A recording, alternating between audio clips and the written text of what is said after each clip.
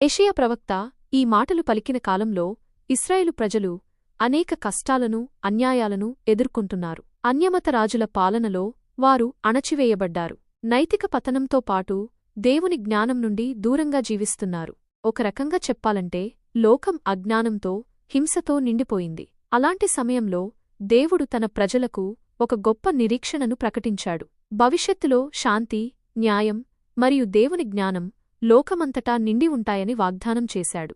ఈ వాగ్దానం కేవలం ఇశ్రాయేలుకే కాదు, మానవాళి అందరికీ ఒక గొప్ప భవిష్యత్తును సూచిస్తుంది. నా పరిశుద్ధ పర్వతమందంతటను ఏ మృగమును హాని చేయదు, నాశము చేయదు అనే మాటలు దేవుని రాజ్యస్థాపనను, అక్కడ శాంతి, సామరస్యం ఉంటాయని సూచిస్తున్నాయి. సముద్రము జలముతో నిండియున్నట్టు లోకము యెహోవాను గూర్చిన జ్ఞానముతో నిండియుండును అనేది దేవుని వాక్యం ద్వారా, పరిశుద్ధాత్మ ద్వారా లోకమంతటా దేవుని జ్ఞానం వ్యాప్తి చెందుతుందని తెలియచేస్తుంది. ప్రజలు దేవుని గురించి తెలుసుకుంటారు, ఆయన మార్గాలలో నడుస్తారు. క్రీస్తు సంఘంలో ప్రస్తుత పరిపాలన.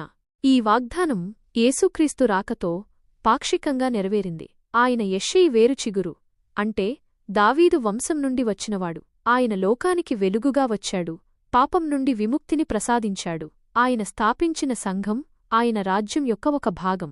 నేడు క్రీస్తు సంఘం ఈ భూమిపై ఆయన రాజ్యాన్ని విస్తరిస్తోంది. సంఘం ద్వారా దేవుని జ్ఞానం, ప్రేమ మరియు శాంతి లోకానికి ప్రకటింపబడుతున్నాయి. సంఘం క్రీస్తు శరీరంగా ఉంది మరియు ఆయన సంఘానికి శిరస్సుగా ఉన్నాడు. ఆయన పరిశుద్ధాత్మ ద్వారా సంఘాన్ని నడిపిస్తున్నాడు.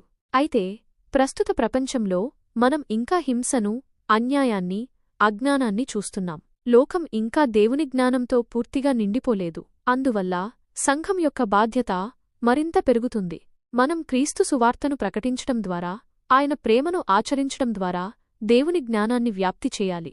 ఆయన విశ్రమస్థలము ప్రభావము గలదగును. యేసుక్రీస్తులో నిజమైన విశ్రాంతి ఉంది. ఆయనలో ఆశ్రయం పొందిన వారికి శాంతి, సమాధానం లభిస్తాయి. సంఘం ఈ విశ్రాంతిని లోకానికి అందించాలి. కష్టాల్లో ఉన్నవారికి ఆశ్రయం కల్పించాలి.